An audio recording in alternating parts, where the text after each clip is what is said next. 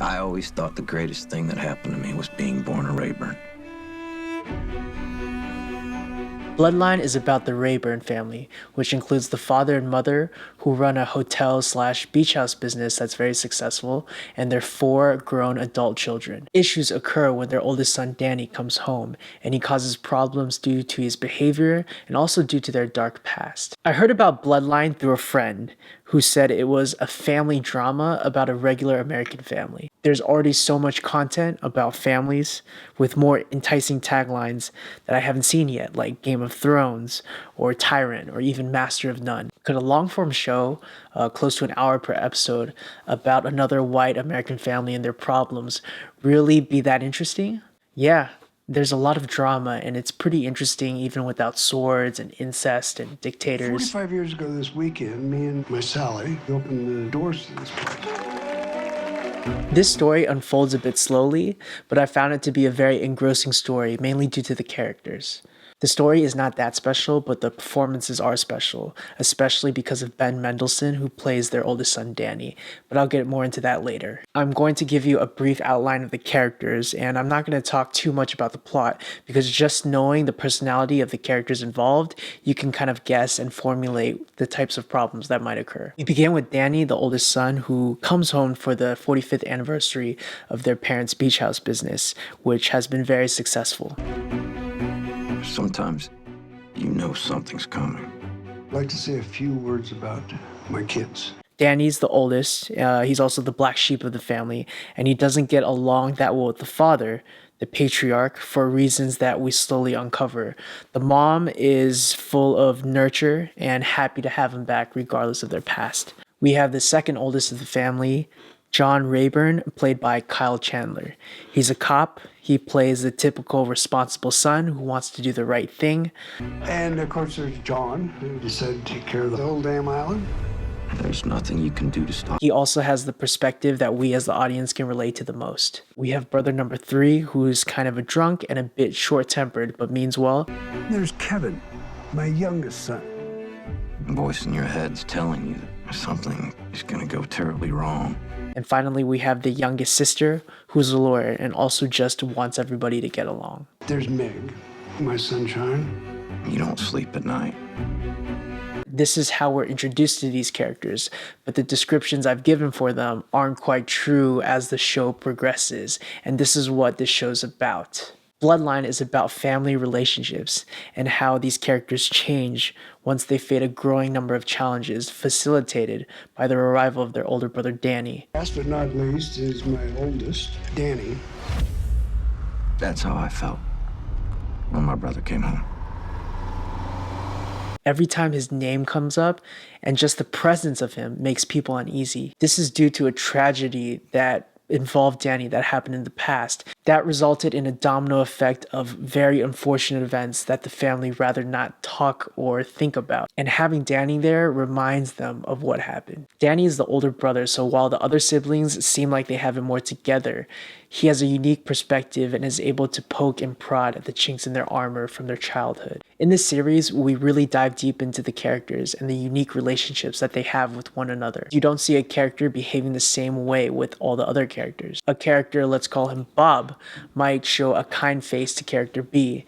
Towards character C, he might have an angry face. Toward character D, he might have a vengeful face. And it's because his relationship with all these different people are different, so he shows different parts of himself. You also see how easy it is to mess with your family members and siblings' heads because of the bond you share, and you know each other like no one else really does. This show is primarily about your immediate family, so your parents or your siblings, or if you're older, your sons, daughters, and significant others. We might not always get along with them, but for the most part, they know more about us than anybody else. Danny's back. No good will come of this. People can change. You can't.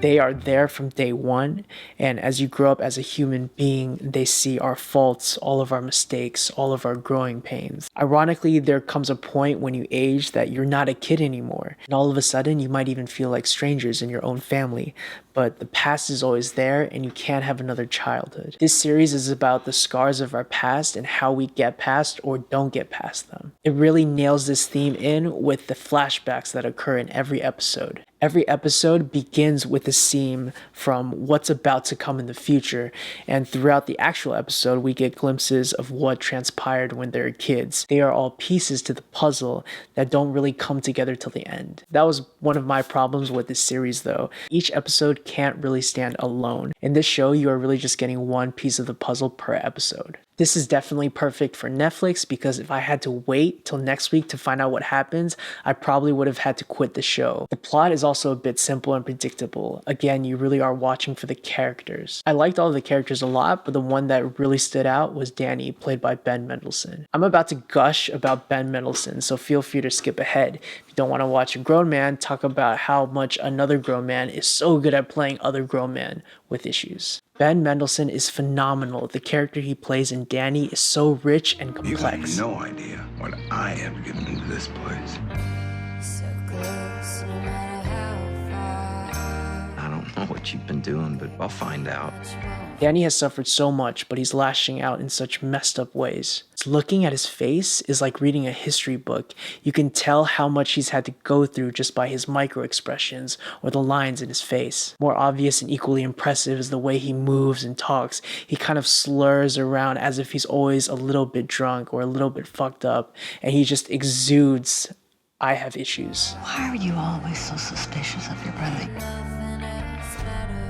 Your life's not always going to be this perfect, you know. Things happen to people. You feel sympathy for Danny even as he does unforgivable things. Because this is a long-form show, we get a fully fleshed human being. Cruel and undependable, so you walk around with eggshells when you're around him, just like the rest of the family. But he can also be very charismatic and likable, so you hope he turns it around. Maybe this is the episode that he gets his shit together. Maybe this is the episode where he turns it around. But even as a viewer, where you're omnipresent and you can see everything that's happening, you realize that you can't read him because he himself has no idea what he's doing. He's lost in every sense of the word, and it's heartbreaking. The family, they're the enemy. Fucking asshole!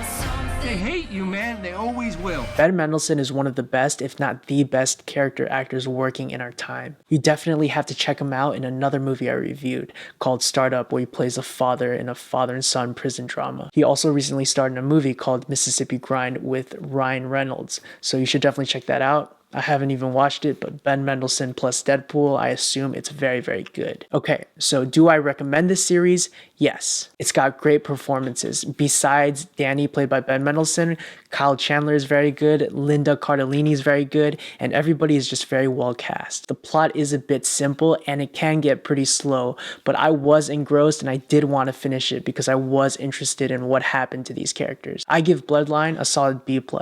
Thank you so much for watching, and I will see you all next time. We're not bad people. But we did a bad thing. And nothing else matters. Attack the Block, written and directed by Joe Cornish, is about a teenage street game that has to defend themselves from a group of predatory aliens